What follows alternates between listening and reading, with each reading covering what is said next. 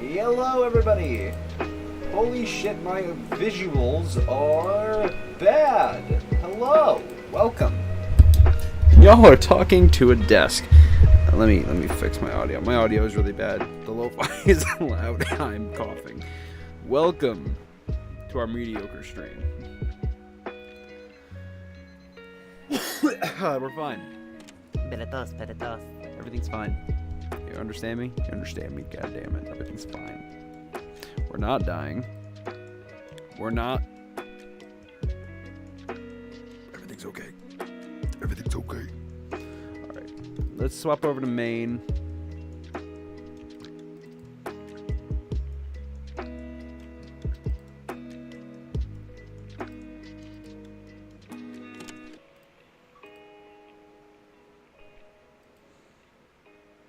Oh, hello. Hello, Red. Hello, Eve. Welcome. In fact, actually, I was just about, if my computer could stop having a fit. Hello. Hello again. You've said hello to me and chat. Why, hello. Why, hello, Smithers. I'm going to go silent for lore mode now. You're going to go I shall return soon. Oh, y'all hear that? Lore time? Alright, allow me to go into lore mode then. Dippy dippy doo. Hello, welcome back to Hexadia. We're still working. My frames suck. So the castle's been getting worked on. But look how far we are in the castle. It looks amazing.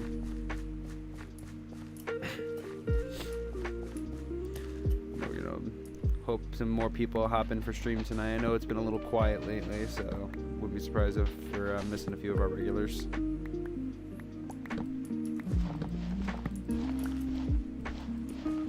Still can't believe that Eve unalived. What was that? Vander? I can't remember who was who. That was Vander. Can't believe Vander unalived himself. Eve was the first one. It's been a while since I've done lore. I forgot people's names. That's great. Can't believe Vander's gone. It's crazy. Yes, Eve and... Yes, technically both have died. Eve and Vander are dead. Okay, maybe don't try using... Whoop whoop. Whoop whoop indeed. I mean, hey, we lost. Are never safe. They never are. It's funny because my goal has always been to keep my character alive, but make him extremely sad. Your character's roles are usually just to die, and it's kind of fucked up. Because I enjoy your characters. Your characters are fun. Your characters are really cool. All the characters are great. Everyone's characters are great. But I definitely have had more, like, really cool. I think the best talks, I think the best like lore conversations usually come out of you and me.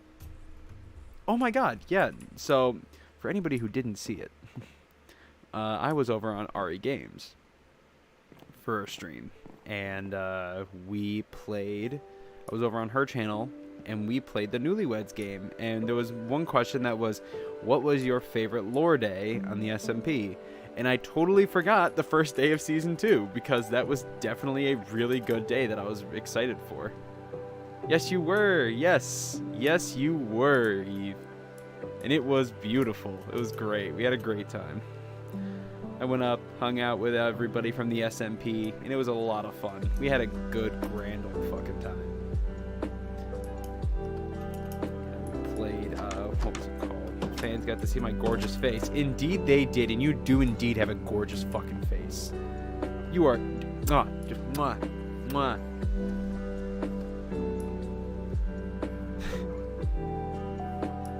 Absolutely. Genuinely a fun day.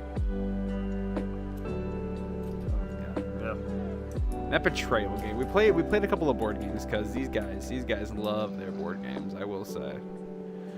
Like, I think the only time I really ever play board games are with my family or these guys, the SMP crew. And we played this one game. What is it called, Eve? Is it just called Betrayal? Just a lot of fun. I gotta start playing games like that more often. Like, I'm definitely gonna start. Okay, the betrayal. Okay, betrayal of the house on the hill.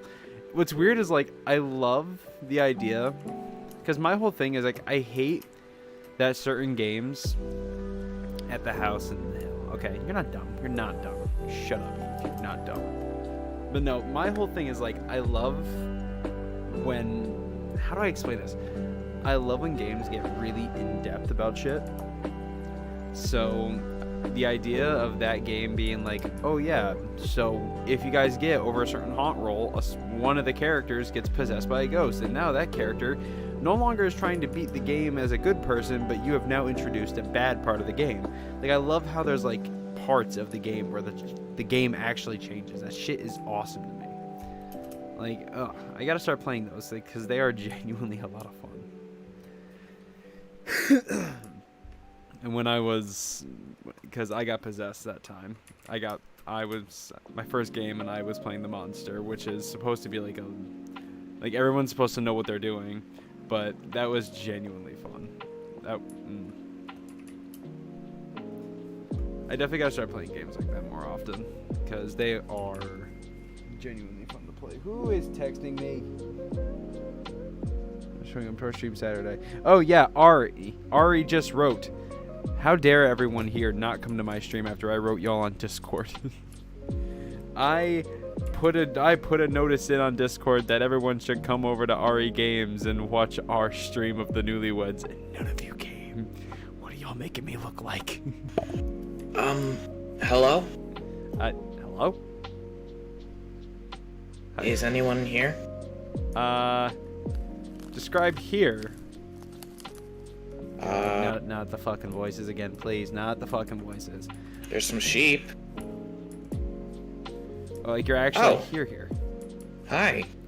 Hello. Okay, so you're not a voice. Hello. Hello, friend. I was told to come here and give this to you. Oh, I thank you. Mailman, that's great. Xadian Prince, I leave your... What the fuck? My creation. It answers to Callaway. What? So actually, Hi. News grounds of the Temple Ring, and we'll have access to the Vander's Vault and home. Take... The fuck? I'm Callaway. You're... Nice to meet you. So... Nice... Okay, sorry, my humblest apologies. My name is Gage.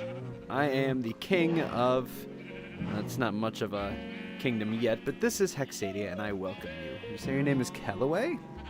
First kingdom I've ever seen, and I think it looks pretty good. Oh, well, I thank you. So, this is a lot. It seems like Rhea sent you? Yep. I was made to do what the old one stopped doing. Yeah. Oh. You're Vander's... Oh. So this bitch is Yes, just gonna... he chose to step down, so I'm the new hire, I guess? I don't know if that's correct. I'm the new charge. Yes. Yeah, that's... Oh, Callaway. Forgive me, I just reached consciousness yesterday, so... Wait a minute. So, do you have any memories of your life? What life? I am a construct, not a person. Oh. Well... I'm made of twigs, leaves. It's like the equivalent of, like, I could do a somersault. I can. Yeah, I bet you can. Alright, so what is this temple ring? Oh, I'm assuming that means, like, the safe zone. Vander,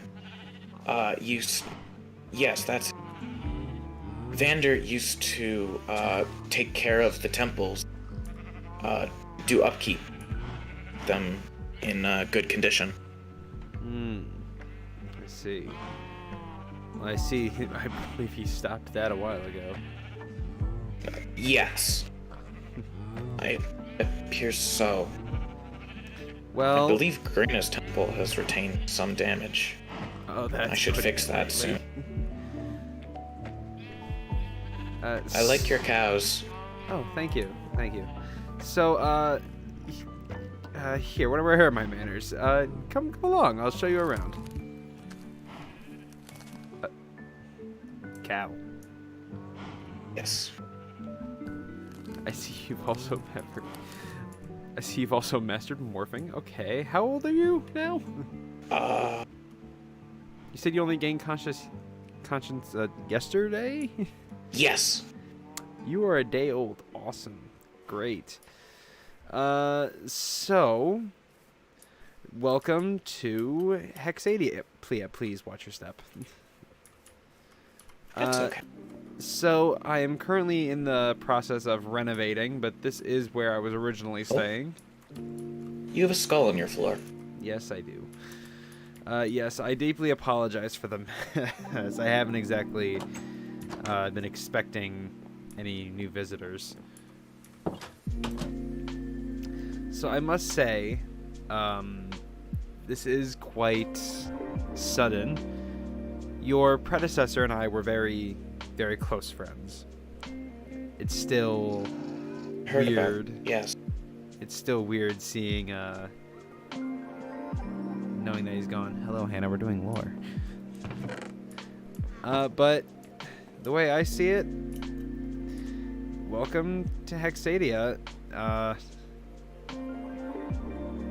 It's not much now, but when it's complete, you know, it's gonna be it's gonna thrive and be full of rich history and people, hopefully.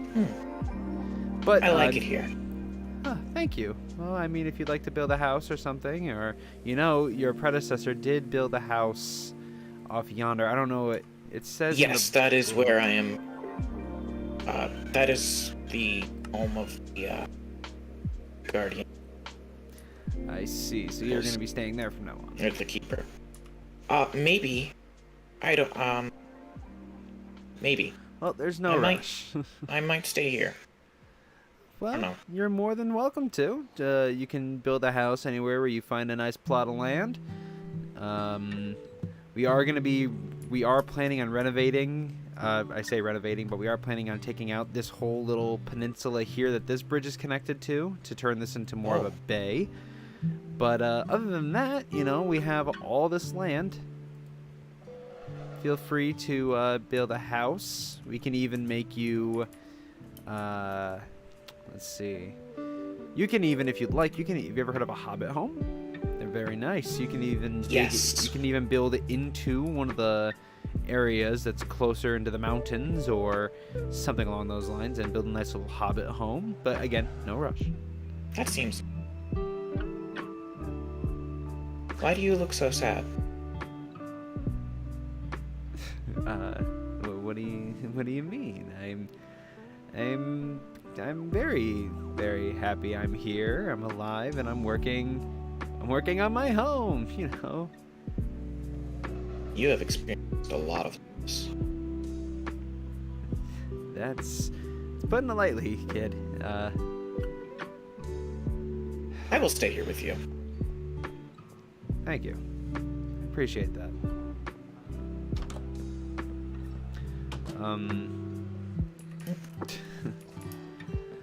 Yeah, Hexadia has a lot of history that will be lost to the world if I don't complete it. So, I guess I'm just trying to keep my home alive. History is important. Indeed. It sounds like you should complete it. Yep. I'll help. Thank you. Hello, Depressed Godzilla. I'm Depressed King. Hello. But no, I would appreciate that, Callaway. Thank you. If you intend to get rid of this peninsula, this island will be disconnected. Yeah, it's kind of the point. I'm gonna end up building a bridge or something along those lines to connect it to the mainland. But I want to make this area big enough for a boat. A couple of boats, actually. You know... And you live all the way over there? Yes, at the moment. Well, yes, that's the plan. It's quite a big project. It's nice. But it seems lonely. Yep. Kinda is. I mean, everyone that used to be here is... kinda gone. Oh. I'm pretty much the only one that still lives here. I'm the only one of my people left. And it seems like everyone keeps doing their own thing and leaving or dying. So, you know, just trying to keep productive, keep happy, so that when everybody comes back, I can be what I was hoping to be, I guess. I don't know. Guess I'm just kind of... I've been told that there is a sickness. A sickness? Sickness, yes. Oh, yeah. I don't know much about it. Have you met my friends? Am I the first one you're talking to? Yes. So you'll love Rachel. I'm not sure how you like about the other one. All right, let me give you a little bit of a warning. There are, let's see, 1, 2, 3, 4 other people that I know here, and 4 people that are kind of like me, not so much like me, but also a lot like me. And you are Sadie. Huh? Rachel is the sire of the fallen god. Yes, yes, Ospris. So that would make, or that would. You're cutting out Which. a lot. Hello there, lizard. That would leave the Witch of the Abyss. The Witch that of would leave the. Oh, yes, the. Oh, Hayes. That's right. I forgot Hayes' name. What's the his name? Pharaoh. Pharaoh. Thank you, Pharaoh. So yeah. So that's Faye is the Witch of the Abyss. I haven't seen them in a while. Dead boy. Damien. Lovely and chap. I believe Rhea put it as Pars's bastard. Ah, Ariana, she is a bastard. That's what I'm trying to warn you about. Oh, okay. Okay, so Rachel, love her. Very chaotic. I feel like, I don't know, she might seem a little biased because both Vander was a good friend of hers, and then there was another person that she recently had to deal with that was from where we were. Actually, that would be World Version 41. You must be referring to the potion salesman? Yes, Eve. Lovely chap until he tried, destroying everything. But that's fine. We're fine. He called a god. He's the first to ever do it. I mean, we were there, but okay. I know some. Huh? Not many. Suppose I know what's important. Right. Yeah. But back to what's important. Ariana. She's gonna look at you, and she's gonna say all these things like, "Oh yeah, we're all good and friendly." Don't trust her. She has a silver tongue. All right, just trying to help you out here, because I may be mistaken, but I don't know if humans can have a tongue made of silver. Oh, god damn it. All right. It's you are correct. It's what we call a metaphor. Oh, yes, I've heard of these. Okay, yes. I'm basically saying that she's a liar. She's a lying, murderous, asshole, really. Best way I can put it. She's gonna make you feel like, you know, you are a friend. She's gonna make you feel like you're her friend. Then she's gonna get close to you. Then she's gonna ask you for things, and then you're gonna give them to her because you're gonna say, "Yeah, she's my friend. Why not?" And then the moment it inconveniences her, she's gonna stab you in the back like it's nothing. It's a wonderful, wonderful process. So, She is a betrayer. yes, indeed. I would just say Understood. Betrayers must be culled. no. No? We're at peace with her at the moment. Oh, okay. Because we have to solve that sickness, and she's helping Then us. she is a liar. Yes, very much so. I will be sure that in mind. Thank you. Of course. I would definitely say keep... She's going to tell you that I'm manipulating you. That is not true. I'm merely giving you advice. I see for you to do whatever it is you see fit. I'm just giving you advice as your friend. Okay. All right. So, back to this. The sickness. When we all meet, I will be sure to, you know, I'll introduce you all. Unless, I mean, you can introduce yourself. Who am I kidding? Yeah. Welcome to Hexadia. You are one of the first who might actually end up living here. So, make yourself at home. That is our garden. It's not completed yet, but you're more than welcome to take a look. A little fun fact, we, in the past world, in our last world, we were the #1 trade salesman for sugarcane, so we're trying to bring that back and alive. So if you ever need any sugarcane or anything, really, just let me know, and I will do my best to help you find it. It also appears that you owned a redundant business known as Ender Hut. Redundant. That hurt. Ender Hut isn't just a business, my friend. Ender Hut is a lifestyle. Ender Hut is a way of transportation. Ender Hut is coming back. Don't worry. I find that interesting because memory files say that you never sold a single Ender Pearl. That's because they were free. It was a free service that I paid for at my own expense because people enjoyed it. It was nice just to have. And you have a nice jacket.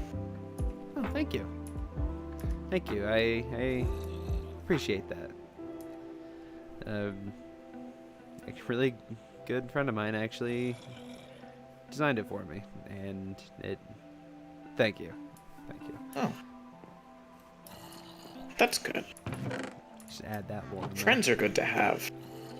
Yeah. At least I've been told that. Yeah, they're great to have. But you say that the Hurts liar when you is your lose. friend. Was my friend. Was. Okay. That's a past participle. Yeah. I mean, she's the reason I live this nightmare, so... Kind of hard to see that as your friend, right? I suppose.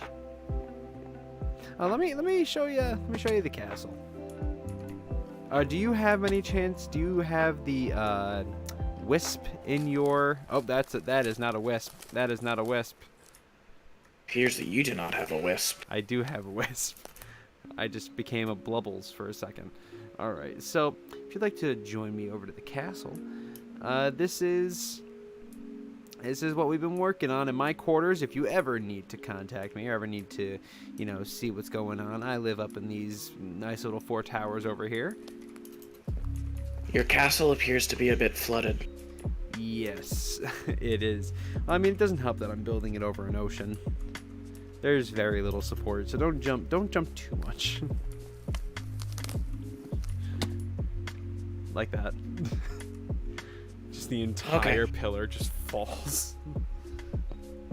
That's not functioning right either. We have a lot of work to do. I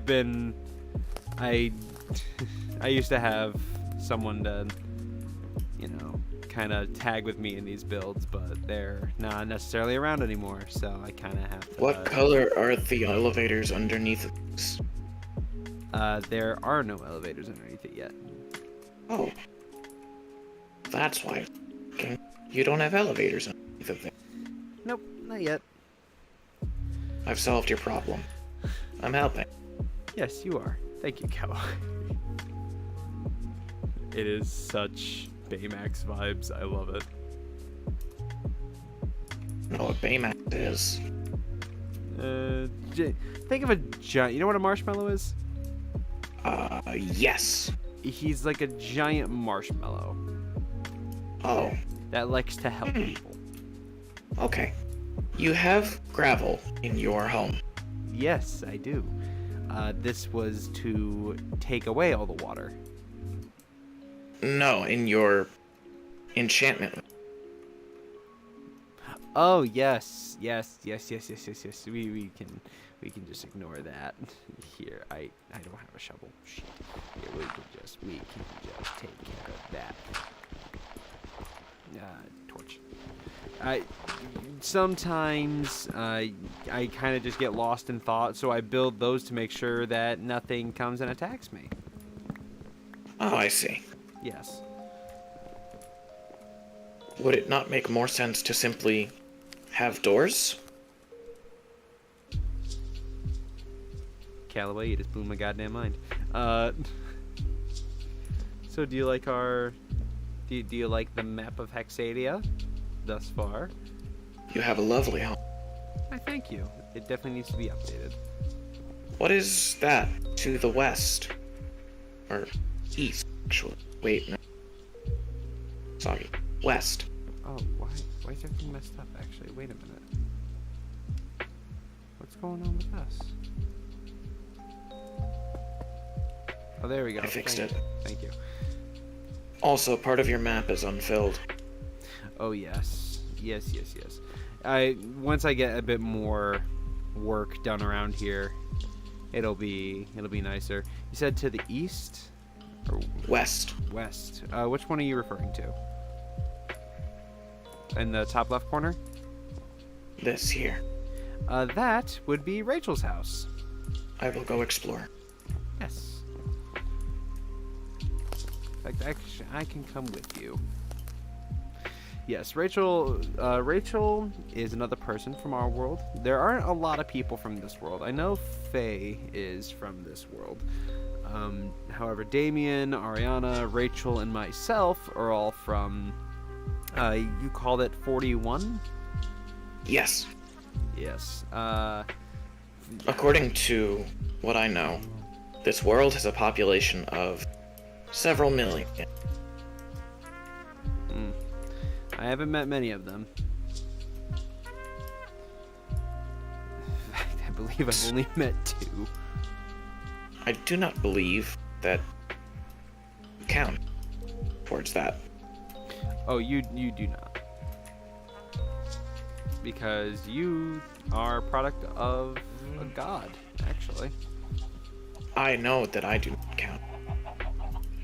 Well, you know what? Fuck that. You do now, because you are a person. We're going to teach you that first and foremost. Silly king, I am not a person. Listen, Callaway, the gods can tell you all they want. They can feed all that bullshit into your head.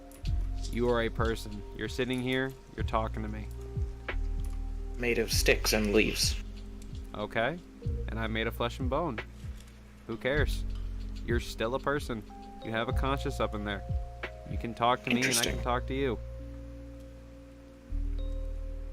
I shall take this into account. Thank you. You do that. So this is Rachel's place. I haven't seen her in a while, actually. I hope she's okay. It is nice.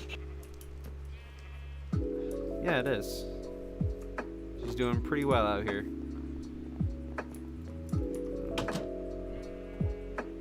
Oh. Fearsome. Oh, yeah. Where'd you get that? Huh. Oh.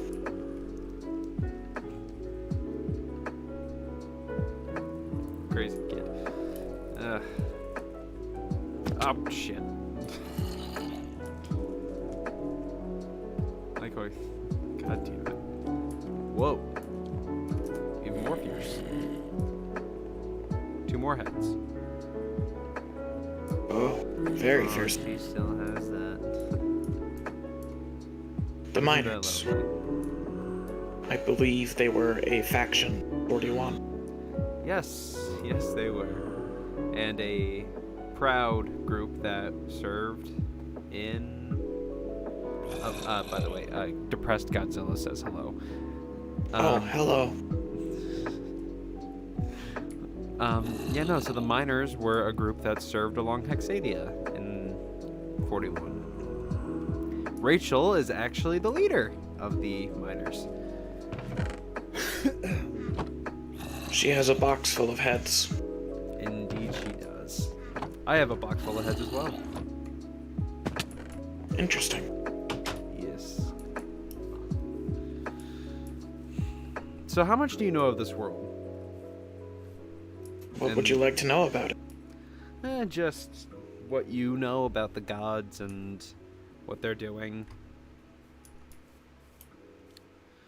You know, their strengths, Currently, their weaknesses. the gods are at stalemate, Indeed. though it is believed that there may be a way to break the stalemate. Well, I know Odor is Oh, trying to it's- become the only one. That is true. I know that my creator does support. Well, I would hope not. Rhea seems to be the only god. Wait, so you're Rhea's creation. Does that mean that... Can she hear and see everything? Wait, are you chosen? I do not believe. Oh,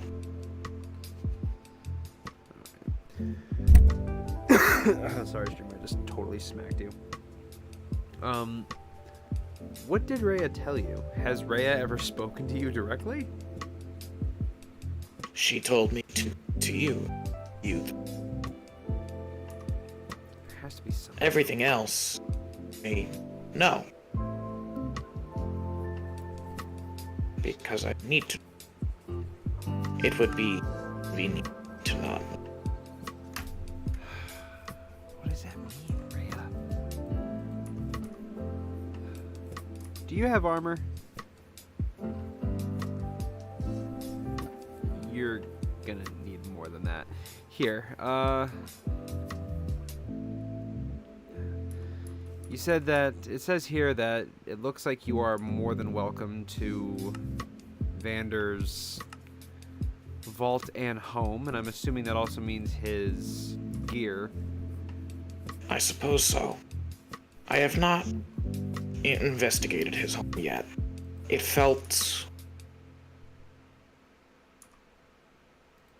What is the word? Rude. I believe pretentious call it a faux pas. You see, I am a Callaway. Let me explain something to you. I grew up. Yes, I indeed grew up as royalty. Yes, I indeed grew up as the prince and then the king of a country. But I am a farmer and a soldier at heart. I do not know big words. A faux pas is a word in the human language, or suppose it's 2 words.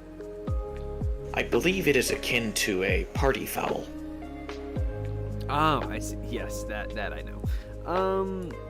I mean, I don't know of anybody else's permission that you would really need. It's not like Okay. I have his. It's not like I have the rights to his stuff, and neither does Rachel or Damien or any of them. The only person. Yes. In his will, he wrote that his home and property was for Rhea to do with as she pleased. Well, then, I mean, you. I know are this, as Rhea received a copy and programmed it into my memory. Programmed. Wait, Yes. wait. So you have Vander's will programmed into your head?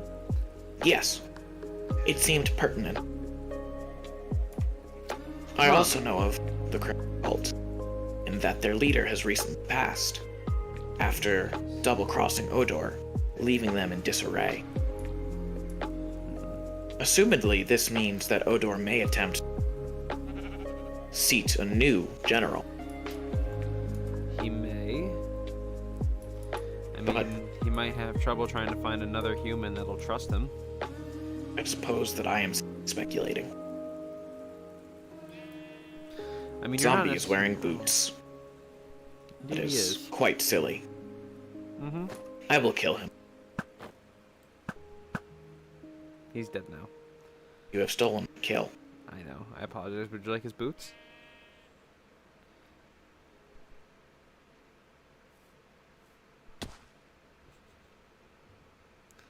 I have received boots. Indeed you have. Good job, son. You are not my father. I have no father.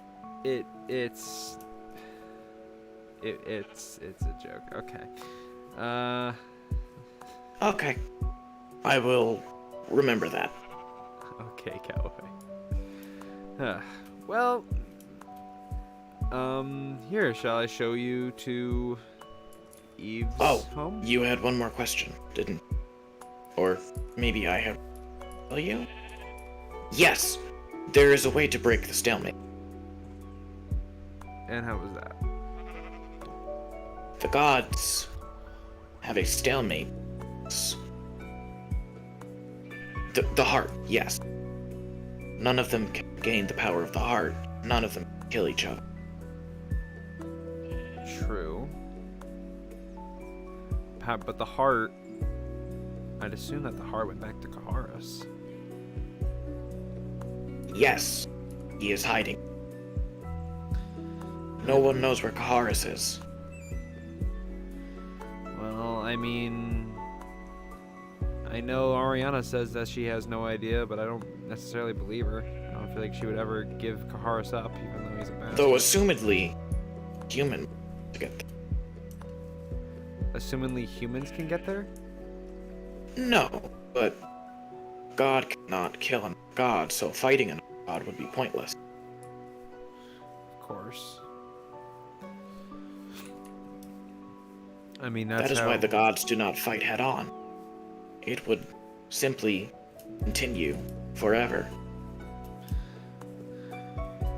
And eventually, their battles would destroy World 42.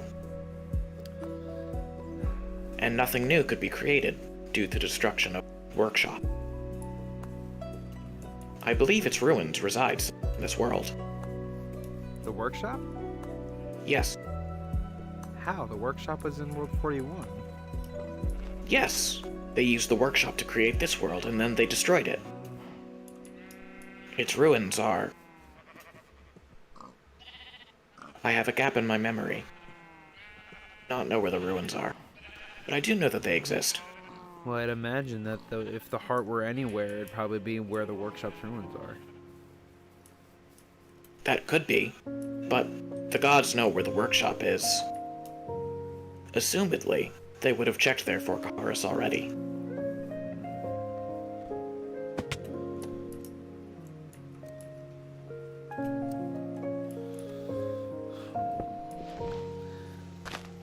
Oh no. Honestly, I'm just trying to survive day to day. This world doesn't have much to offer me.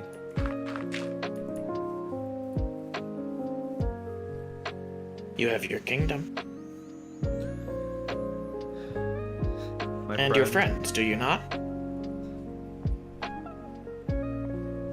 Brandon. Yes, I do know. You lost someone very dear to you. Very Caroline, sorry, loss. I lost everyone. My family, my friends, my brothers in arms, everyone. Everyone except for the people here that are far better off just trying to If live I their am lives. unmistaken, there was a man named Schlorf? Yeah. Actually, his... Congratulations. He has been reincarnated. No. Yes. Are you serious? Yes. I believe that he was the last Hexadian soul to be used. Wait. Yeah. Okay. What? He was recently born in a city.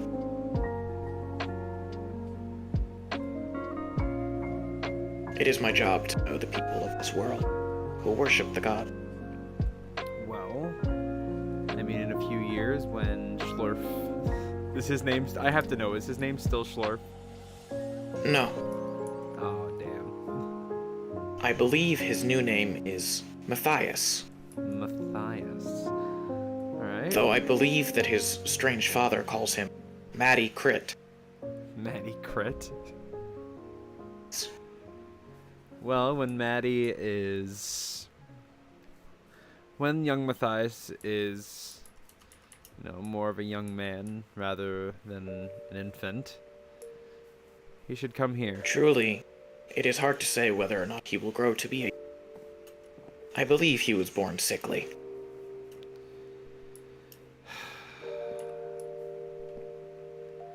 Would it make you happy to know that Brandon's soul used?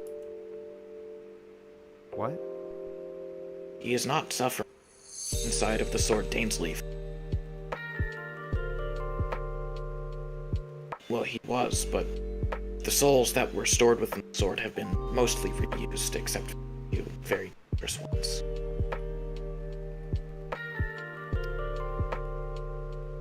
So he's at rest. Consciously, yes. His consciousness was wiped from his soul when the gods hold him.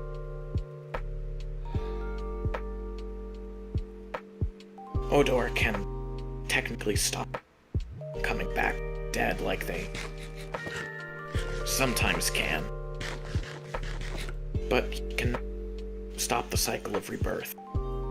It is a natural process that is beyond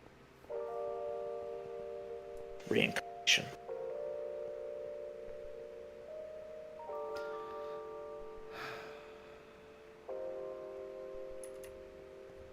Isn't that funny? We're in front of Brandon's tower.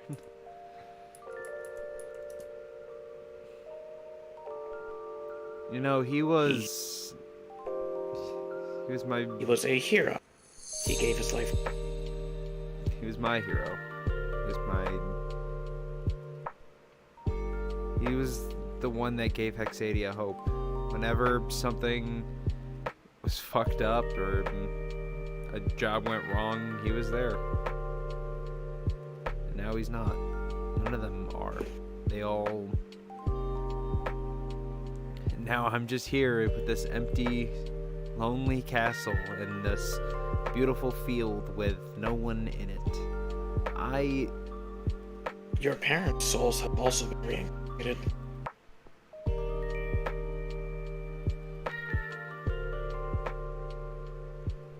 Are they happy? As I have previously said, all of Hexadia's souls. Yes, your mother is elderly herbalist woman. Believe a druid residing in the wilds in a small town. She acts as their doctor. Of course she does. Your father is a banker in a city. He is content. Good. Though he has not been able to have a family quite yet. Why is He that? wishes to.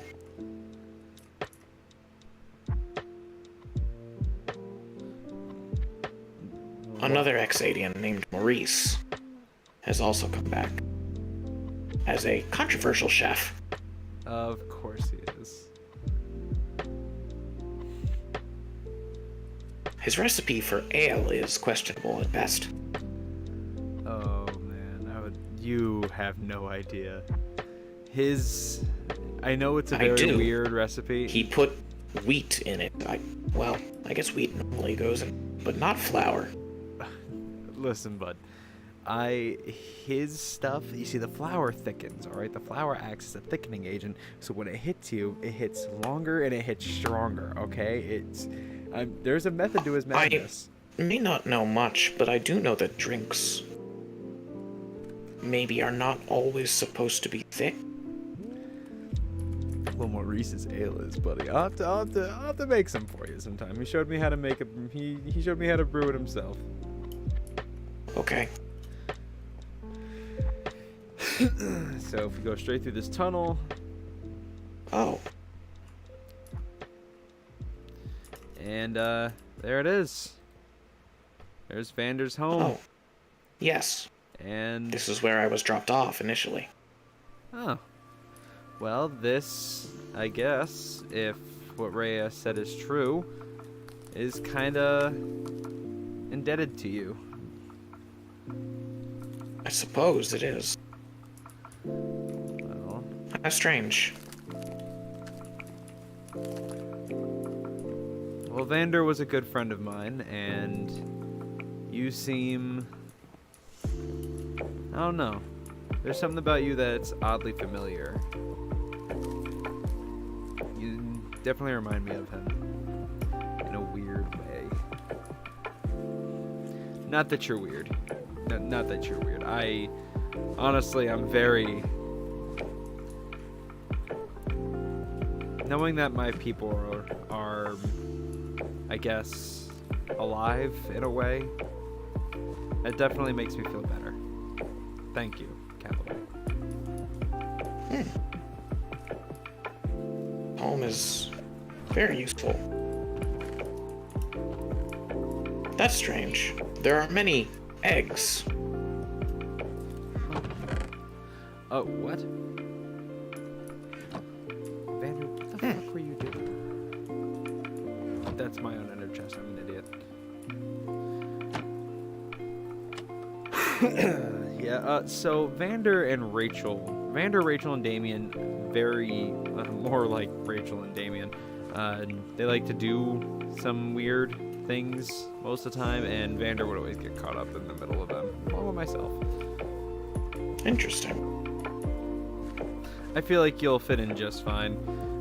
Rachel and Damien, if Rachel and Damien ask you to lick and or, I don't know, what's another weird thing? Lick and or eat anything that looks strange. I wouldn't. I'd question it first. Concerning. They're concerning people sometimes. Love them to death, but definitely, you seem very literal, and I feel like they're gonna have fun with that. So I'm just warning you.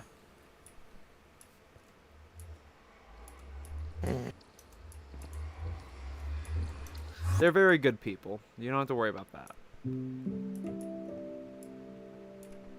I've never understood how these vaults work. I do not. Though I do not believe you're supposed to see that. Yes, I will leave.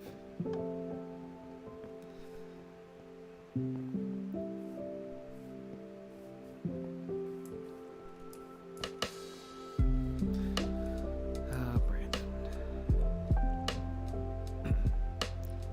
So you said... Oh.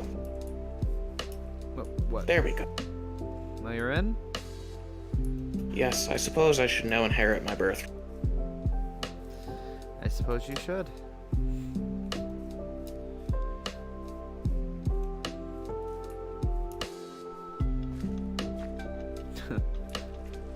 It's funny. Kind of reminds me of when I met Vander. Just kind of showed up and took over Eve's place like it was nothing. But I mean, at least you have a reason to. I mean, Vander did kind of, in a way, leave this to you. Yes, it appears he left me armor. Yes. You're gonna need that. Everything kind of hits harder here for some reason.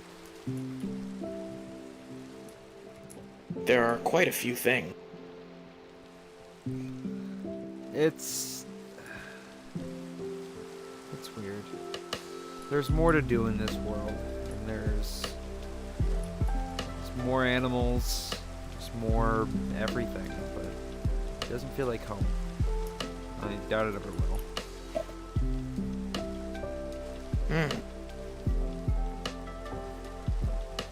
But I guess it is nice to at least have some friends along the way, I guess. That sounds correct.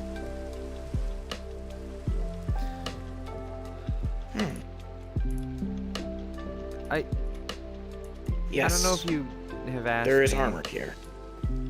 I don't know if you've said, but Brandon's soul, you said it got reincarnated?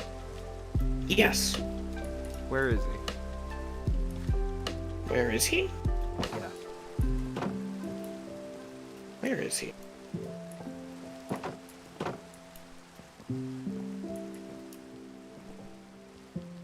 My memory cannot this, but I will let you know if I figure it out. That would definitely be helpful. I would love to meet as many of these reincarnations as I can, so...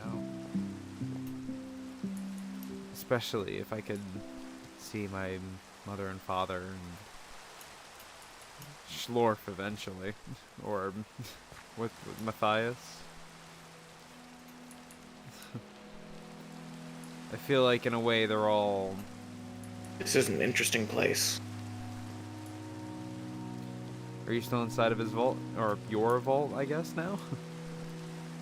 Yes. What's this?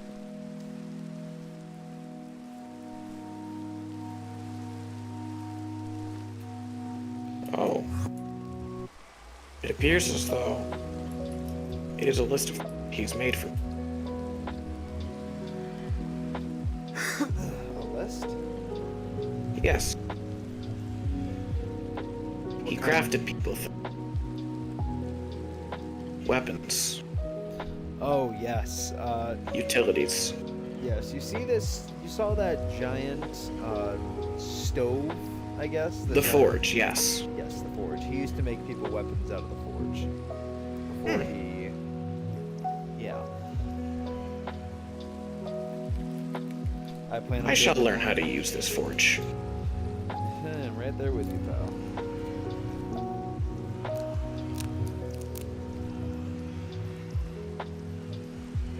Mayhaps we should sleep. Yeah, it would definitely help.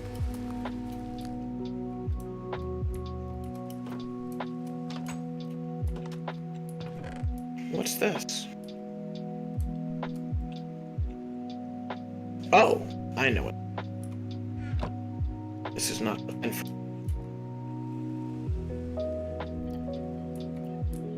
You say it's not for you? No. E.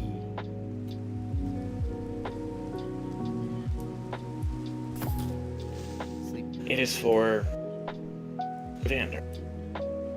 Oh. I wonder if that's where it happened. No. It was a gift from the liar and Rachel. Oh, I see. What they gave him? They attempted to make him a sex cabin. Of course they would. I had a strange dream.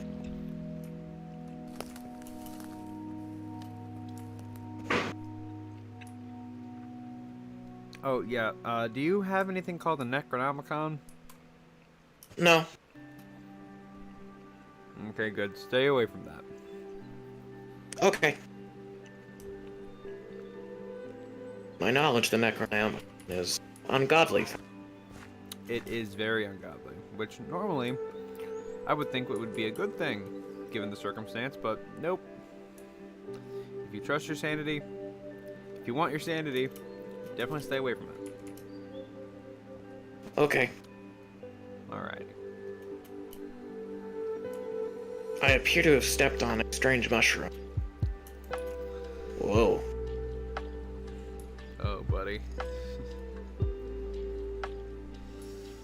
What am I signing up for? Alrighty. Where are ya? Is there a place where I may fix this armor? I'd assume either some kind of anvil or... What kind of armor is it? Harvesting souls seems to fix it. Oh yes. Here, we can always go to the end. Greena's realm. Yes. Let us go. Do you know how to get there from here?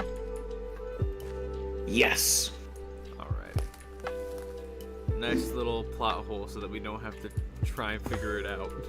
Do you see this large purple square? Yes, it is another portal. No, this large purple square over here. I am already in the nether portal. I'll be right back.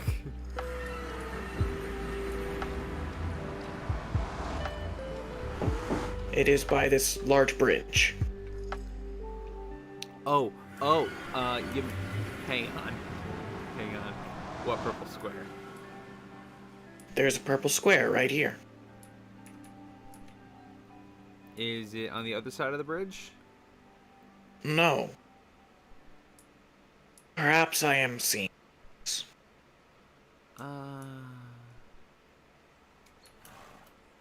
Hang on. Perhaps my visuals are unreliable. Purple square. I don't see any purple square.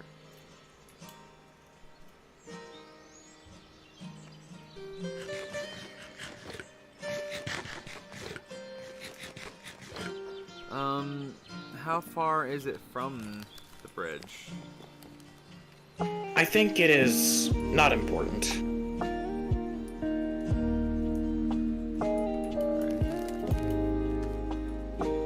There are these staircases that I would definitely advise you to stay away from because they are they're kind of scary.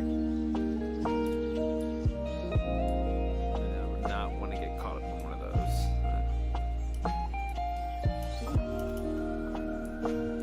Hello, zombie pigman. Hello.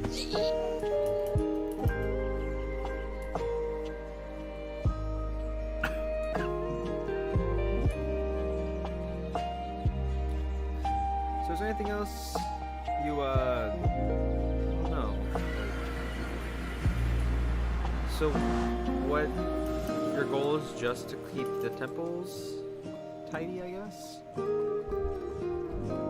Keep the temples and protect the land. Well, if you ever need any help with that, let me know. Okay.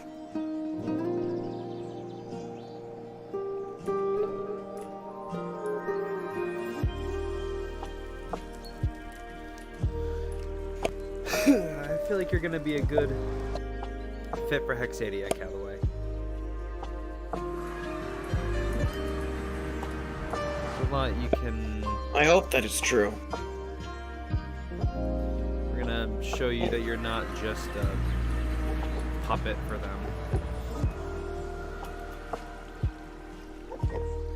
Oh, Well, it appears my game has crashed. Callaway is like... Callaway is actually... What's the word? Alrighty. He's self-aware. Oh yeah, my game crashed. Callaway's self-aware, so he's able to know that he's playing a game. None of it's real. I think my computer has just too much shit open right. Close my notes from school. This Ender farm is just amazing. It really is. Like, I don't know how that one ended up being so great. it's just so...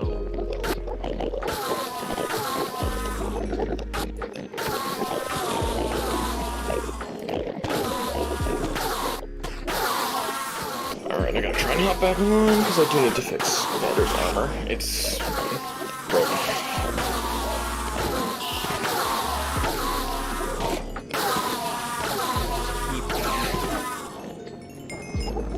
Yeah, I don't know what's up with that. Like, I've made 2 ender farms since the first season. This one, and one that me and Rachel have on a private world that we play. Right. And I genuinely do not know why both of those are so much better than the one that I had made for that server.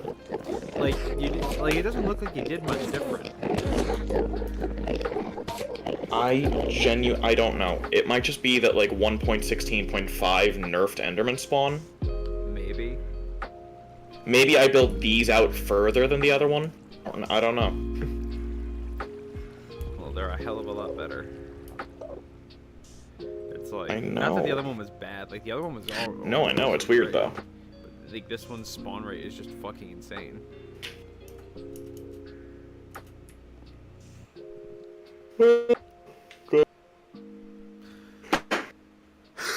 Well, if we're out of lore for a minute, I fucking love Calloway.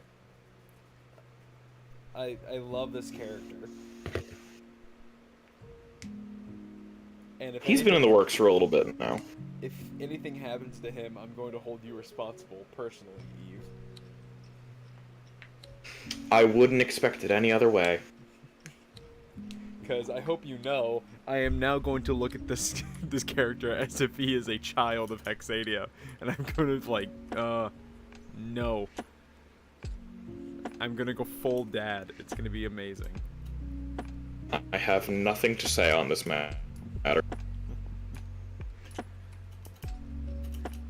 You know what the thing is? I feel like you knew that. I feel like you knew that I would get hyper protective over this fictional character, so now you're gonna kill him or something. It's almost as if I'm going into a career where I need to know how the public's reception of characters will be. That way, I can know what will be most painful or entertaining. And that is why that's why you're a good DM as well. Yes, I am. No wonder Some say that I'm evil. No fucking wonder D&D is such like an understood thing in the media. Like in like nerdy shit where people have to write stories. No wonder people like Matt Mercer play fucking D&D and don't just do that, but actually like fucking thrive in it. No wonder. It's amazing. Oh, the last episode of Critical Role was rough. I'm gonna give a bit of a spoiler warning right here. Spoilers! If you're watching Critical Role and you aren't caught up with the latest episode, you have time to mute or leave. I have given time where time is due. Have I given enough time, Gage? Do you think I've given enough time? I'd say so. I have not watched. I have not watched. Oh, God. The last episode ended with 2 characters definitely dead and 1 character maybe dead. Oh my god. Actually, multiple characters may be dead. I just finished it yesterday, because I was watching a little bit kind of every day while I was up visiting with everyone, but I was also, like, hanging out and shit, so I didn't have, like, 4 hours to just sit around. And, oh boy. Or is that when fucking I was, like, I guess starting dinner, and you, were on your laptop, and you just started breaking out laughing? Is that what you were doing? Most likely, yes. Like, how long is Critical Role? I need to watch Which it. campaign? Just, like, if I wanted to start from the beginning of when Critical Role became a big thing. If you wanted to start from the beginning of Critical Role, there are 118 episodes in the first campaign. The average episode is about 4 hours. So there are 472 hours of content for the first campaign. Oh my god. Campaign 2 capped, I believe, around 150. So there's around 460 hours of Campaign 2. Jesus. Campaign 3 is at episode 32. That's another 128. Not counting one-shots. Oh my god.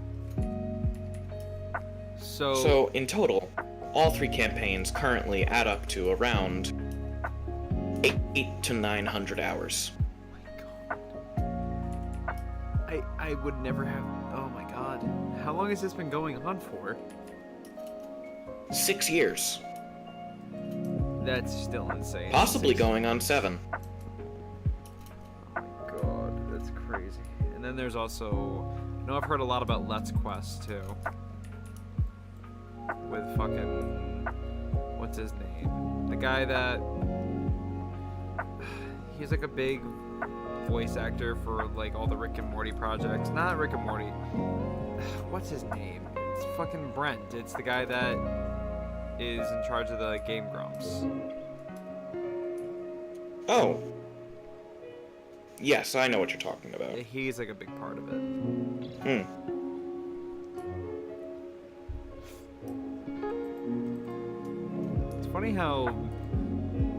It's funny how things connect. Brent, I think it's like his name is like Brent Newman or something like that. I don't know. This got really off topic.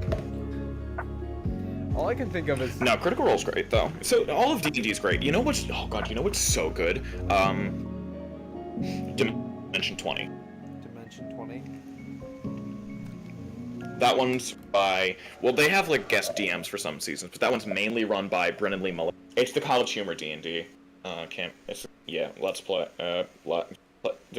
Words. It's a D&D show that College Humor does on Dropout. It's hilarious. I bet. I mean, College The first season is Fantasy High. It features College Humor members Brian Murphy, Emily Axford, Lou Wilson, Allie Beardsley, Siobhan Thompson, I want to say is her last name. I usually just go, oh my god, it's Siobhan. And Zach Oyama. As well as Brennan, who DMs. Speak not of the night, Yorb, everybody. And no, I will not elaborate on what that means. I didn't expect you to. But it is like, it's funny because I feel like, I don't know, for the longest time I was like, D&D's okay. Like I remember like, I was never against it. There was a time where I was like, ew, anime's weird, but I never had a time where I was like, ew, D&D, so fucking weird. Like, I always was like, oh, yeah, they want to do what they want to do. It's cool to them. And now that I'm actually doing it, I'm really, like, trying to get all in now. And it's so much fun. Like, our campaign right now, like, that's genuinely fun. And I will say, our campaign is very fun. Our campaign's going very well. It's very funny. And I will say, having I understand 100% how much better an in-person session is. Oh, absolutely. In-person is one of my favorite things to do when I get to. It's just, there's nothing quite like it. It was just so fun. Yeah. I've started running a, horror Call of Cthulhu campaign for a couple of our friends, and we had our first session, I believe, the night before you came by over Discord, and it was fun. But the idea of possibly getting to do an in-person version of that one day is very fun as well, because I love doing horror. Oh, absolutely. Like I see things all the time on TikTok where people are like, oh, DMs, if you want to go the extra mile for your campaign, and they already have, like, they're not even talking about the fact that they have, like, a giant, like, mahogany table in a dimly lit room with, like, custom-made, like, tavern chairs and shit. They're like, make these weird potion things and then have fun with your, guests, and they have, like, the cool, like, swirly effects in them to where they look like actual potions. They don't just look like watercolor. And I'm sitting there and I'm like, holy fuck. Like, that is, no, don't show me this, because when I end up getting my own place, I am the kind of person that'll be like, we are dedicating a room to D&D now. Oh, I'm fully doing that when I have my own place. Like, when I get married and I have my own place, there will be a D&D room. Mm-hmm. 100%. That's a given 100%. now. I've been DMing for going on 4 years, I want to say. Oh my god. I have been talking to Ariana because she looked at me and she was like, "Thing is, like, she's like, I have characters and like I don't." Actually, no, going on 5 years because I started. No, that's wrong. It is 4 years because my good friend Brooke was a sophomore when we started. Yeah, 4 years. I thought it was 5 because I thought it was sophomore year, but it was junior year. Sorry. Oh, okay. Cool. But no. Basically, Ariana looked at me and she was like, "You ever want to DM your own?" And I'm like, "I've been thinking about it, and now I'm actually writing an idea for a campaign." Nice. So I'm hopefully going to ask everyone that's a part of our campaign now if they would like to join. I certainly would. But I just want to make it very well aware it will be my first DMing, and it is going to be a fucking nightmare most likely. I feel like it's going to be a train wreck.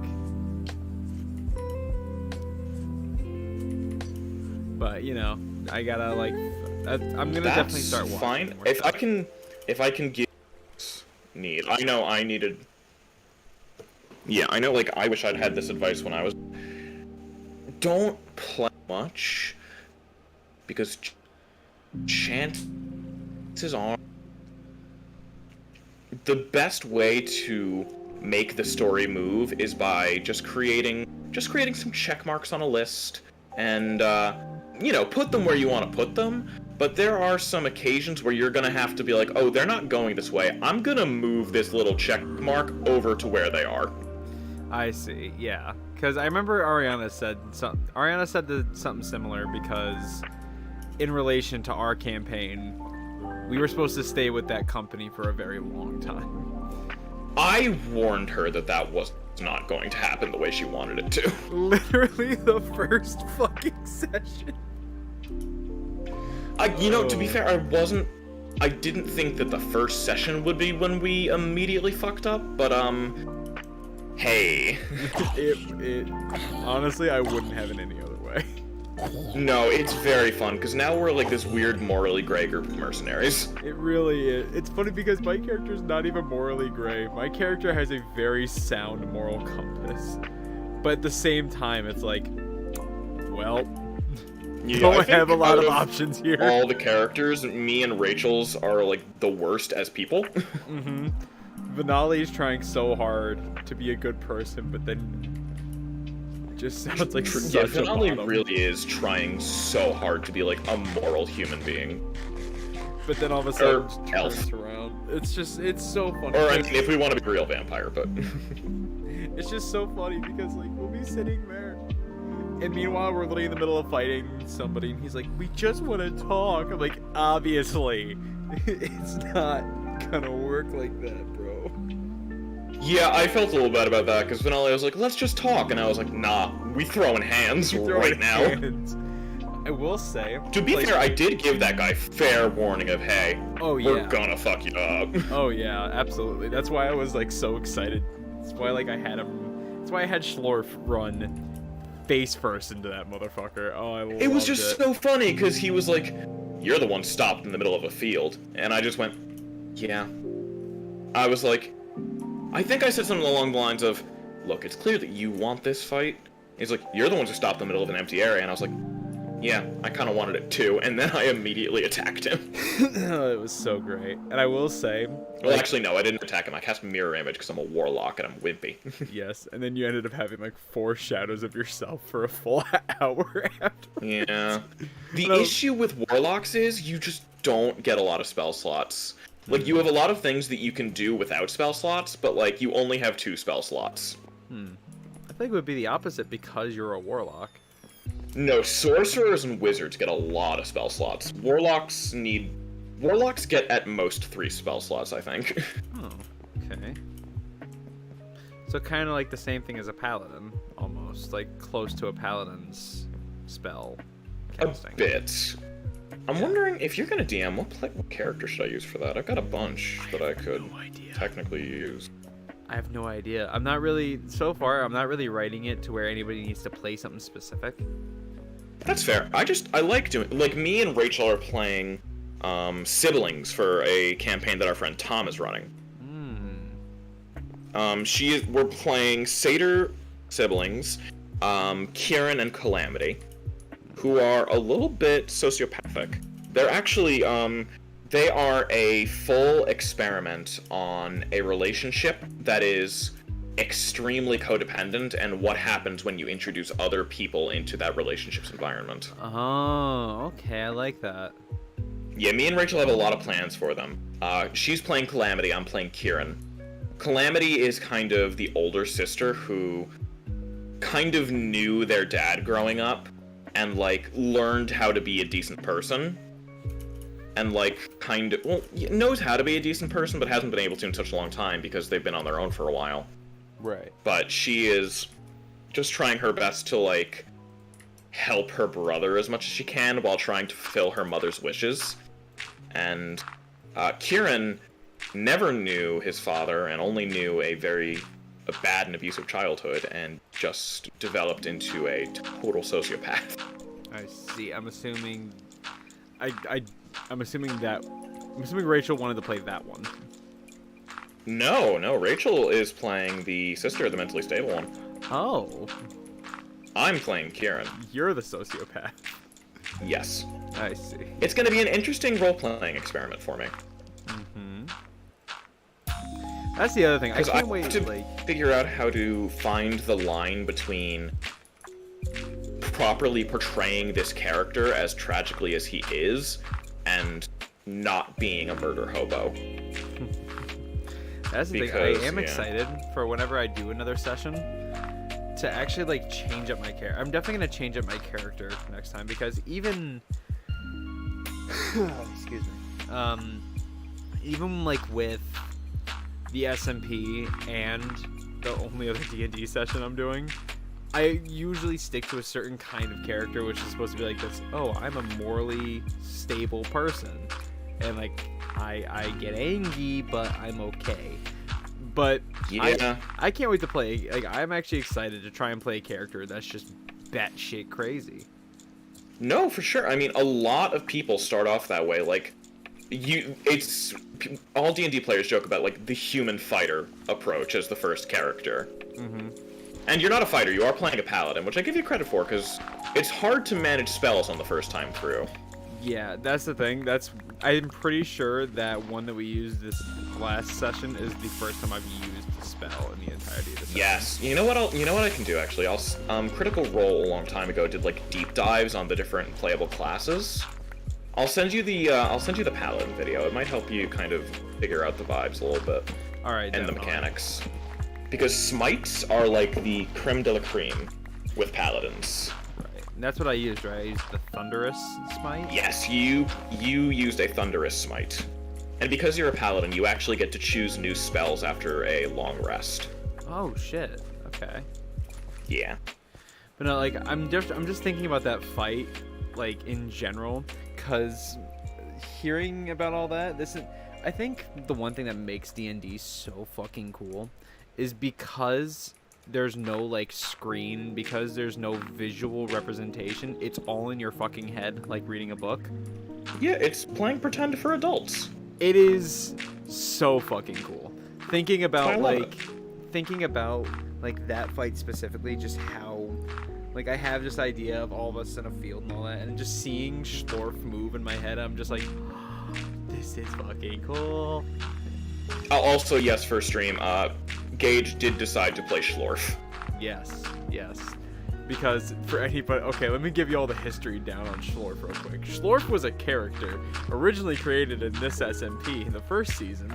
I think when I made the joke Vander that he was, because I don't know why, but I made the I made the Matrix canon. Yes, you made the Ari Matrix was canon. Ari was less than pleased about that, which is honestly one of the reasons that I did it. It was very funny. It was extremely funny. But I made the Matrix canon, and I believe that I said that Schlorf was the reincarnation of Keanu Reeves. Or it was like his descendant. No, he was a descendant of him because his name was Schlorf Reeves. God, yeah. And I think he was a descendant and a rebirth. I can't remember. It was a whole thing. Right. So we're sitting there talking about this, but no. So the way that Schlorf actually came to be, though, was we were talking about, my character had a little sad arc because Vander knew about everything that happened to everyone, and he wanted to know if his dad was still alive. He wanted to know who was still alive, and you were like, the answer was Schlorf. You're like, oh yeah, no, a guy and a girl, yeah, they're both dead. Just like, oh. You made graves for them. I think Yeah. James was one of them, and... It was James and I believe Jennifer. Yeah. It was James and Jennifer. James, Jennifer, Gage, Brandon, and Schlorf. Yep. The last Hexadians. Yes. And it was very funny because you look over and you're like, I see. Because it was the idea that you had visions of like my friends, like you could see them, and you were like, I see a tall, burly man with red hair and a beard, and I just looked at you and I was like, Schlorf, and you had this moment of pause. Yeah, like, I mean, I fully did because I was like, that's what you're going with? It's like, really? Alright, I guess. Alright, I guess Schlorf is what we're going with.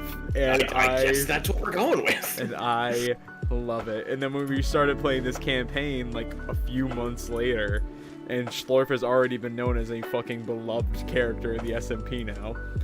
Schlorf Reeves. I have another character, an idea of a family known as the Anisara, who are supposed to be this warrior family. And I was like, alright, my first D&D session has to be an Anisara.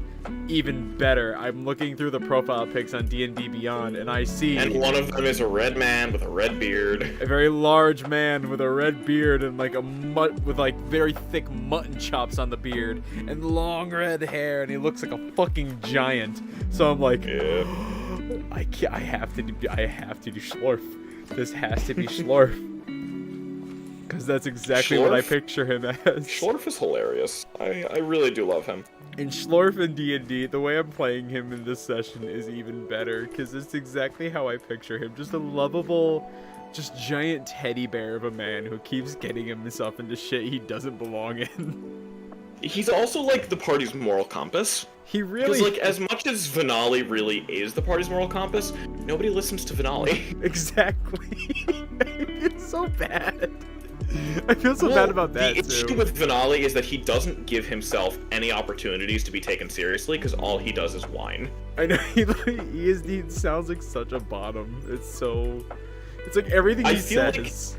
I feel like if Venali spent less time, like, whining about what we were doing and actually just doing shit, Avon and Charles would take him into consideration more often.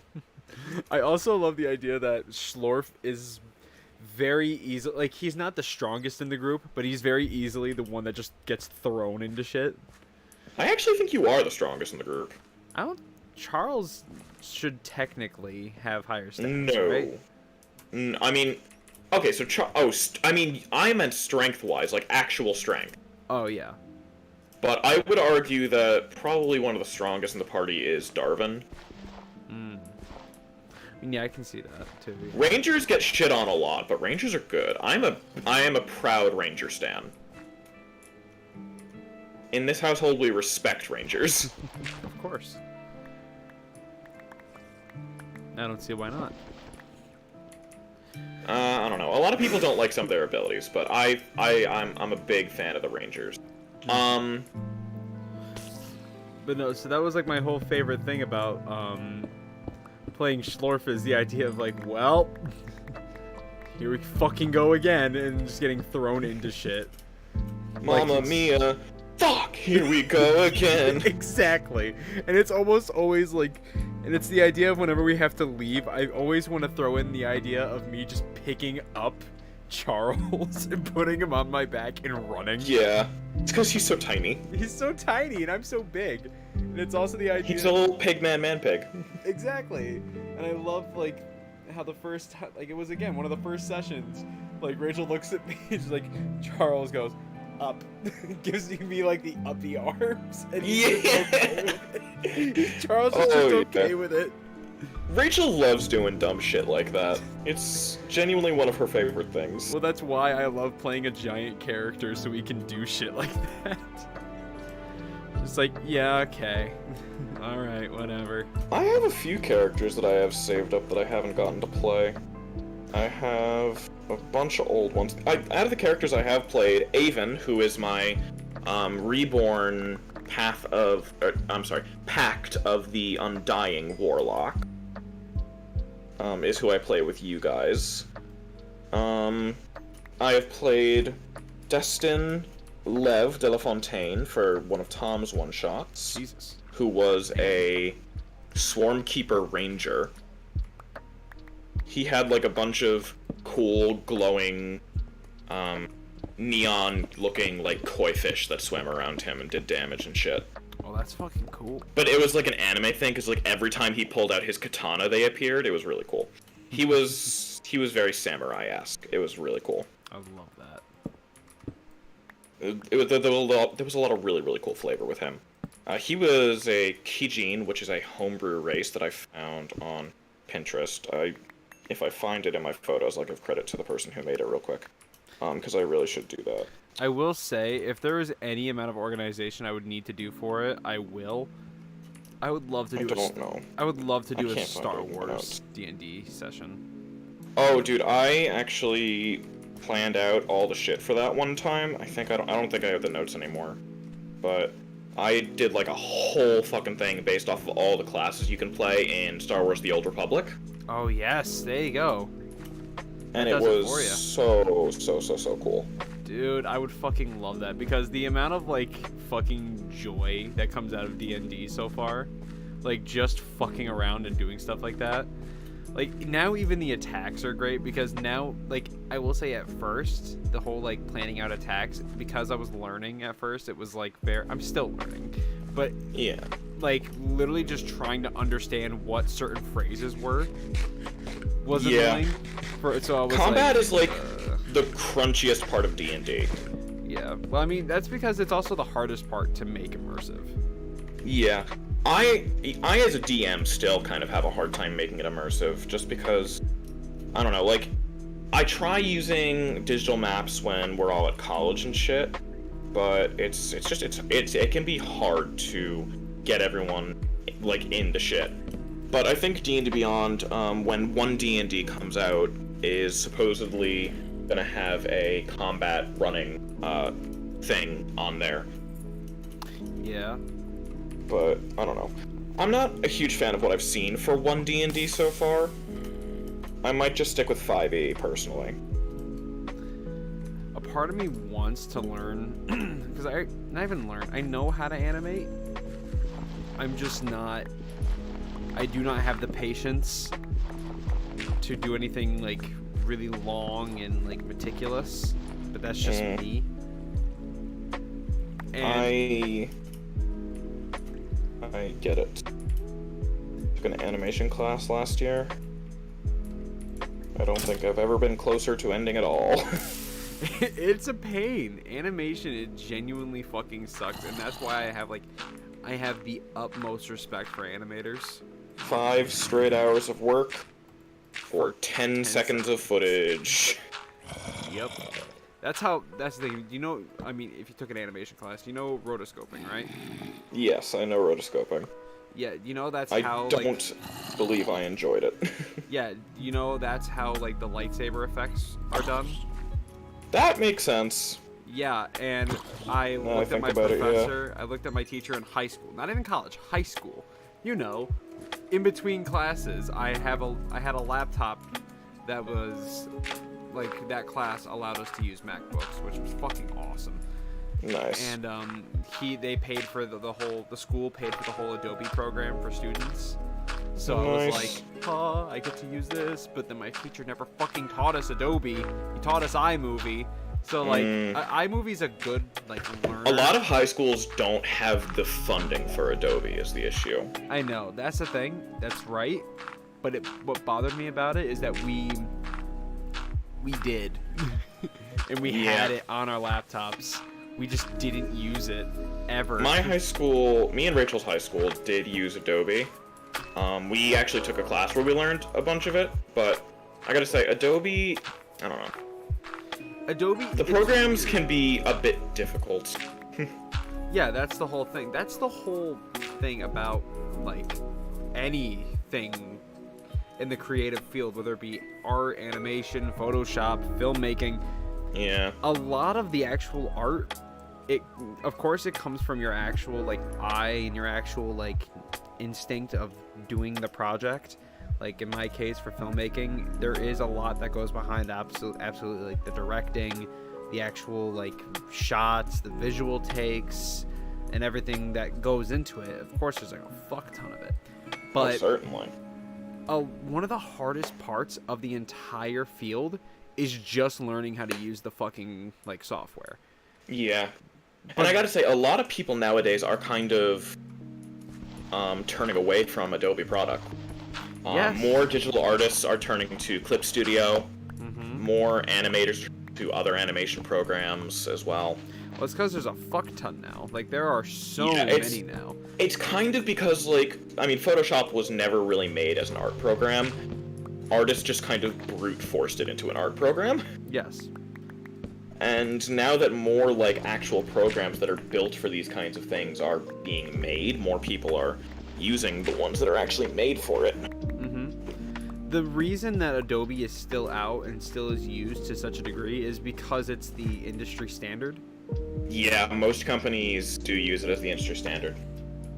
And that's what I was taught, even though, like, I literally came into college.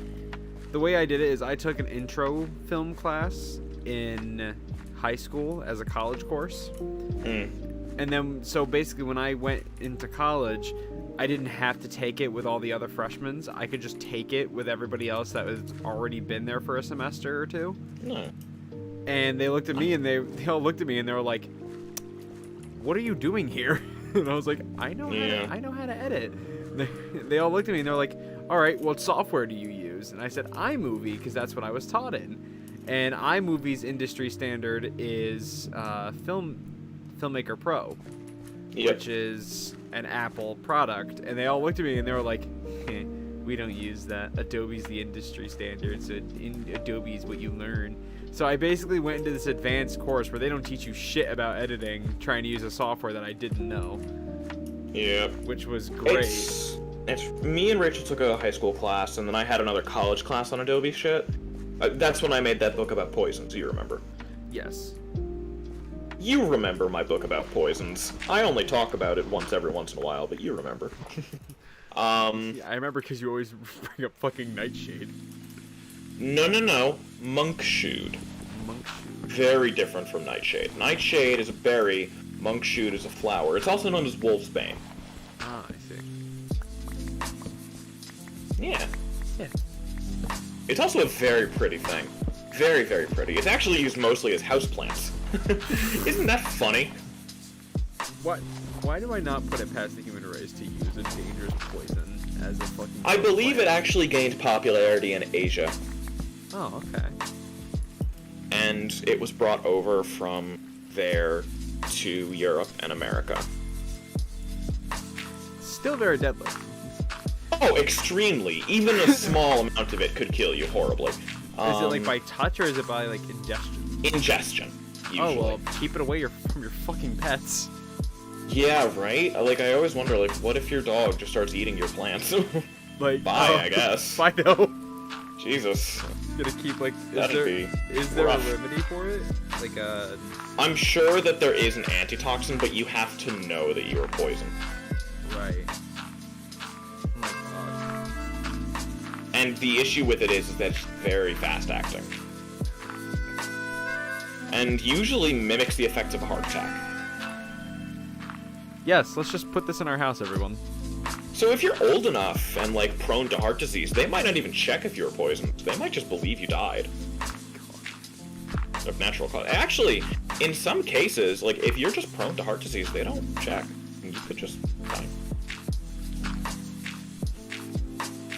That's not terrifying at all. Look, I know that I'm on an FBI watch list. I know that I'm on several FBI watch lists, but, like, the education of the world's important, y'all. I'm here for anarchy. Remember, kids, as Diogenes once said, in a rich man's home, there is no place to spit but upon his face. Oh no! These are words to live by, children. I must say, do not go into people's houses spitting in their face. Excuse me, I said a rich person's house. I want to be rich one day. Interesting. We might have some issues. Kidding. It's impossible to become rich these days. Jeff Bezos owns all the money. Not wrong, not wrong. Trickle-down economics don't work. Eat the rich. Anyway, I love that whole idea of, like, saying something super, like, fucking anarchist and then just moving on. Yeah, it's one of my favorite. It's genuinely one of my favorite things to do. It's one of the funniest so jokes. Funny. It's like, man, fuck the establishment. Anyway, it's so fucking funny because it's like when I joke about, like, so I work as a lifeguard for a town government, yes. And I constantly joke about, like, man, one day I'm gonna kill my boss. Anyway. The head of the Parks and Rec department. I'll be the death of him. And I just move on to a completely new topic of conversation, and people are like, what? Because that's the reaction that I love about it. Just, like, saying something super fucked up, and then everyone around you is just like, what did he just say? Yeah. You're just like, what? It's... What I said was normal. You're the freak. Yeah. It is you who is the... You're a freak. A freak! Oh my god. I gotta say, it was really, really nice sleeping in my own bed last night. I know, same. I had not slept in my bed in like 4 days, and I was so ready to sleep in my own bed. Yeah, I know. I went on vacation like the week before, and I know exactly what you mean. Like, especially when you're like, in my case, like, I was really annoyed with my case when I went on vacation with my family. Because my family, for, like, context, there are 4 of us that usually end up staying in a room together. Mm-hmm. We know 5 of us. There's usually 5 of us that end up staying in a room together. And we usually just get, like, the two kings or 2 queens. So nice. I end up saying, like, yeah, it sounds nice. Like, I'm not trying to be like, oh my god, I can't wait, stand 2 it. kings, 2 queens. Yeah, okay. Like, that's a nice sized bed, but it's still a hotel bed. Exactly. It's a hotel bed, and on top of that, they're in the same room.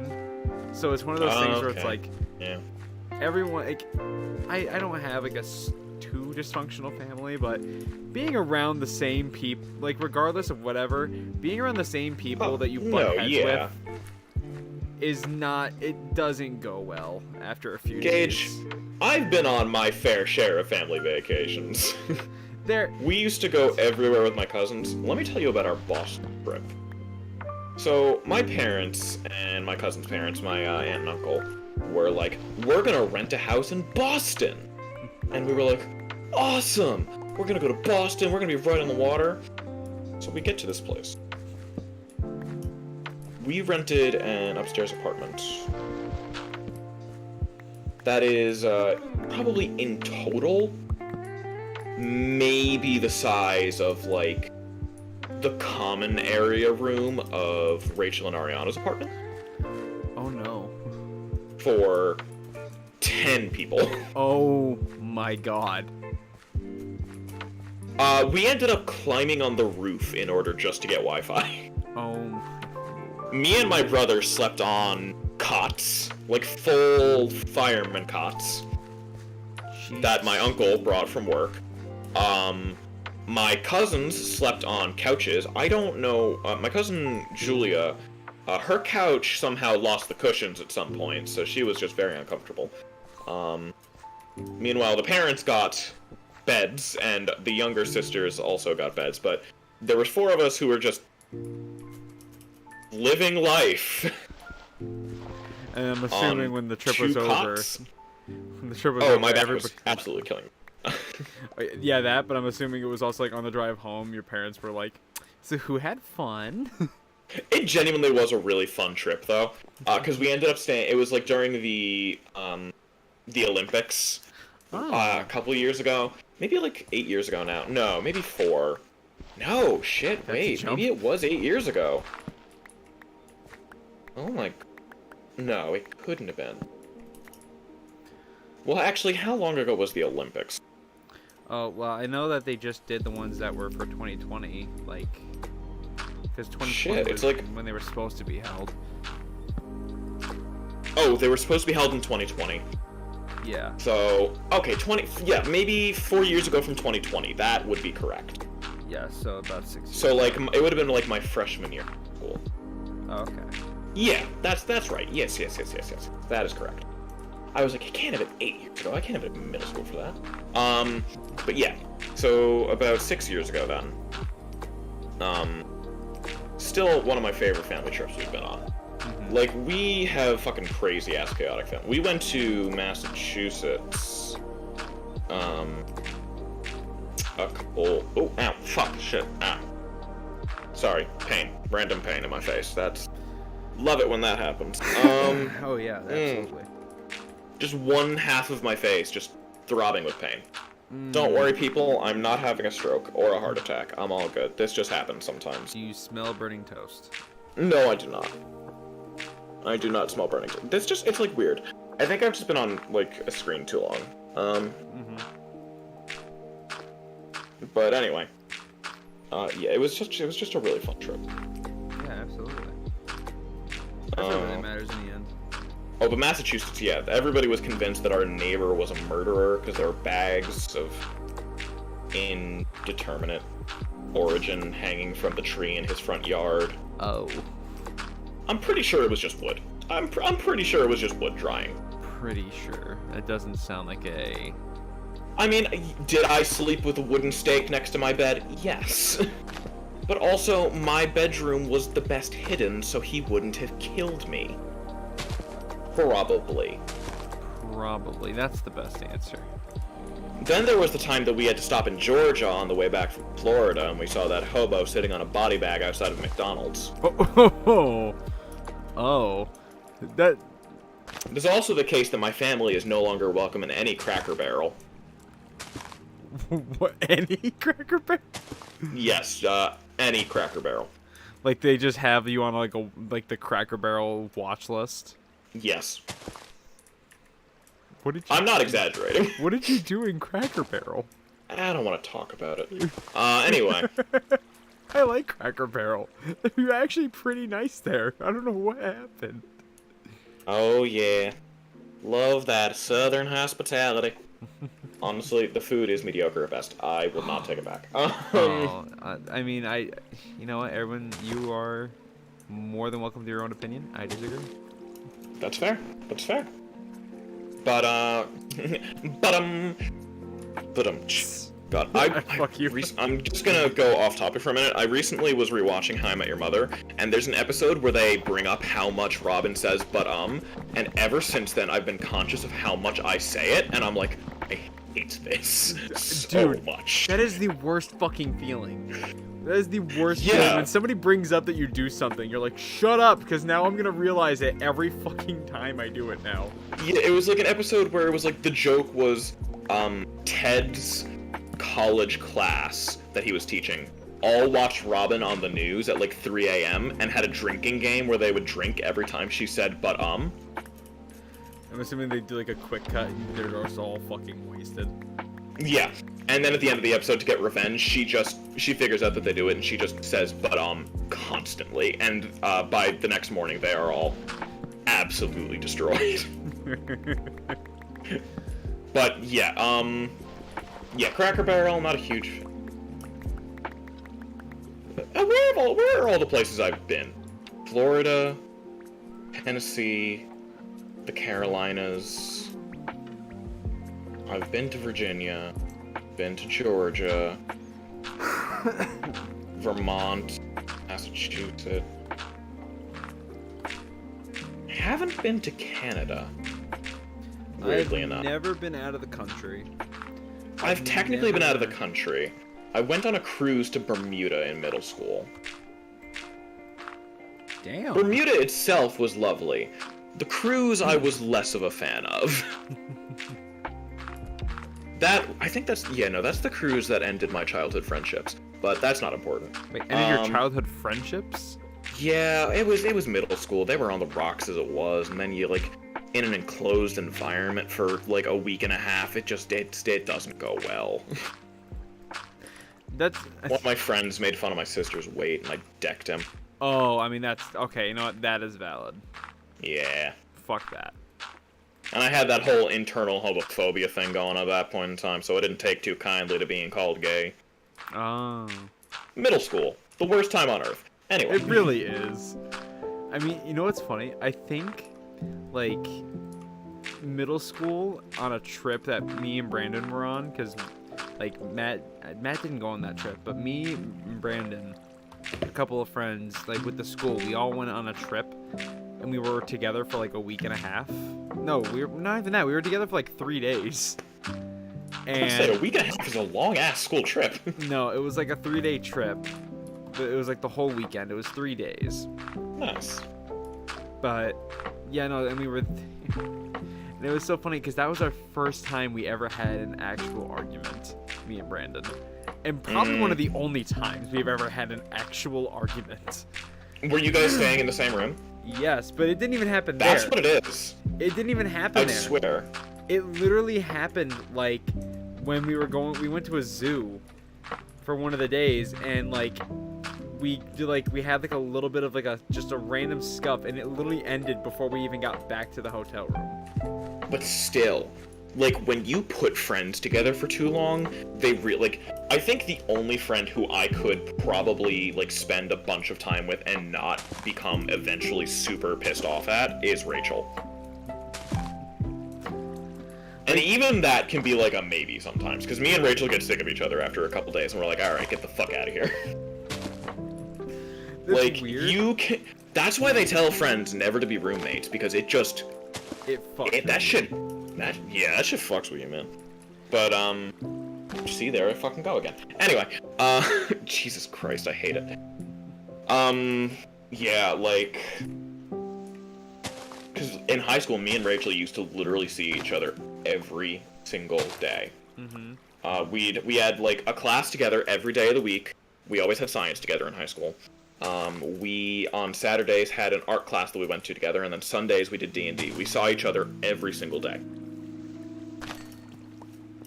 And by the time we were done seeing each other every single day, we were like, Jesus Christ, it's you again.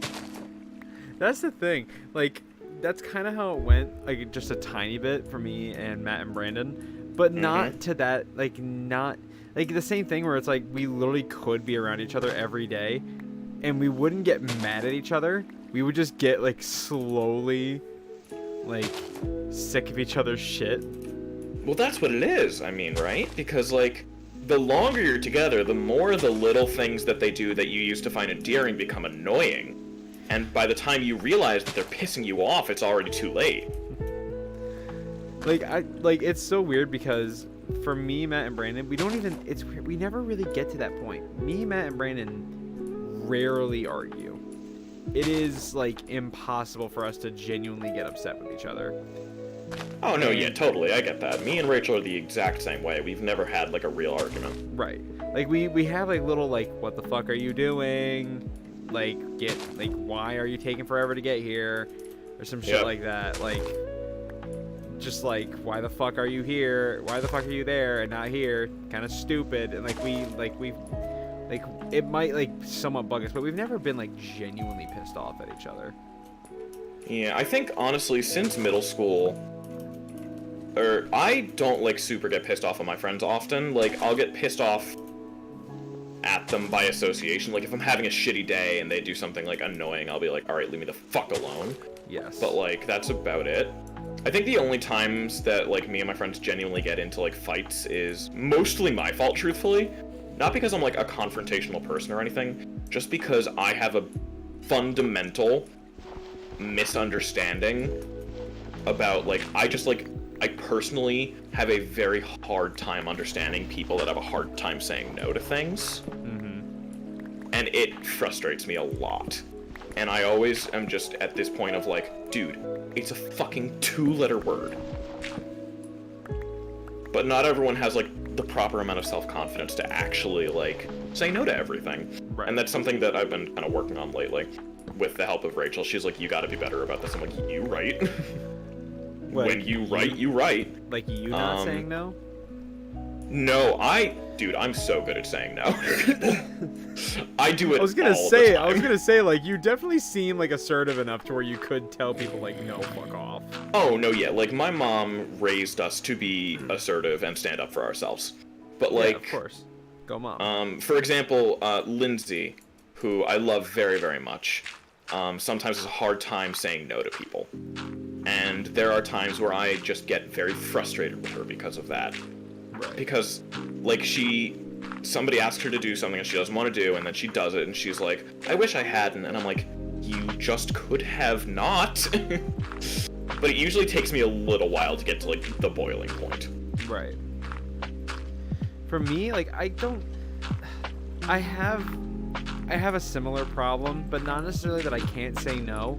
It's that I don't know, like, the best way to put it sometimes. Because it's like, for me, it's never like, oh, they asked me to, like, do something for them and I feel bad. Because if that's the case, I'm just be like, listen, I can't. And, like, it'll be that. I won't just be, like, flat out like, no, because I don't like seeming assertive to people. But there is those times. My problem, this is such a weird problem to have.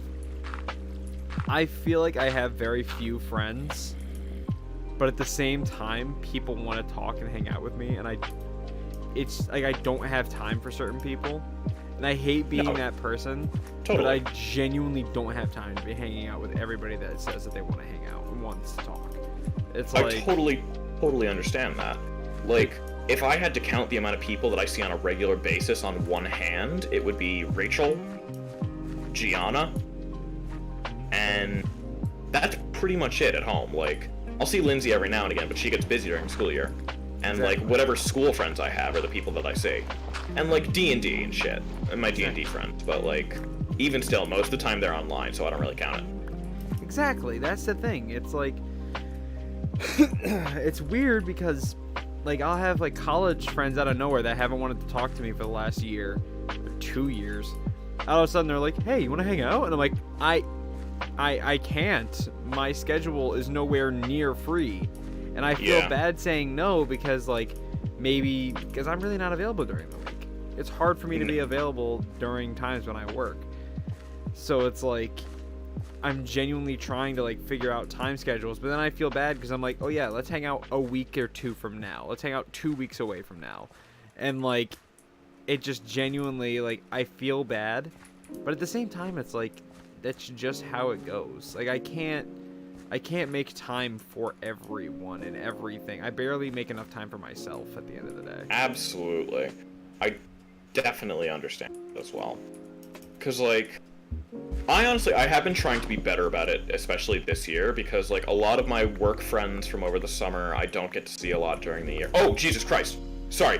Oh, I just got jump scared by a baby zombie. Jesus. Oh, that horrified me. Oh, wow. Dude, baby zombies are actually the most terrifying part of this fucking It game. just, like, my game is already a little laggy because of all the mods that we have, and I'm running back and forth, and it's very green in, like, 1.12. Like, they didn't change the tone of grass to be not zombie colored for a little bit after this. And this baby zombie just out of nowhere sprinted at me mid-sentence, and I was like, oh, fuck. God, what the fuck was I saying?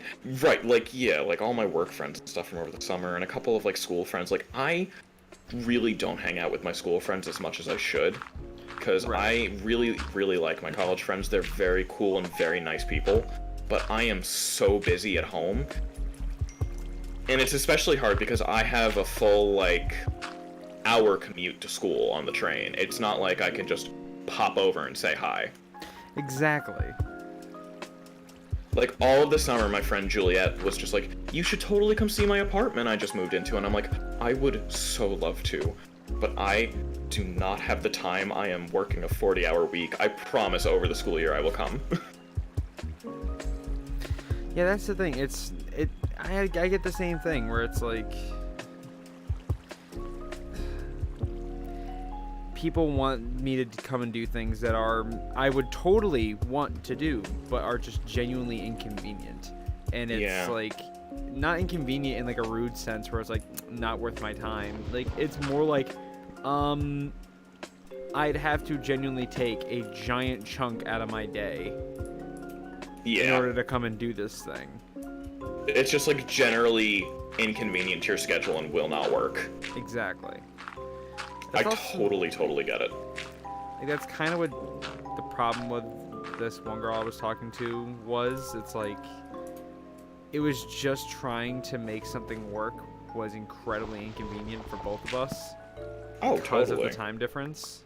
Not time difference, but because of like the distance in general. I've had the same issue with guys that I've talked to over the years. Right. And it sucks. It's a fucky thing. Yep. Not everything in life is so easy, unfortunately, people. Yep. Dear viewers, sometimes shit's just a little rough. Just, you know what, here's a good old... Just a closeout stream because we are coming to the end of stream. Yeah, I was about to say, little... I actually gotta head to bed. I got class tomorrow. Here's a fun little word of advice from me to you, everyone. Play Minecraft and D&D and forget about life's problems. That's a good one. Escapism? Very good. Very good. A word good. of advice from me. I know that sometimes it can be hard to say no to people, and I'm learning how to understand that a little bit better. And if you have that problem as well, having a hard time understanding that, I recommend trying to be a little more sympathetic about it. Because some people really just do have a lot of social anxiety about that.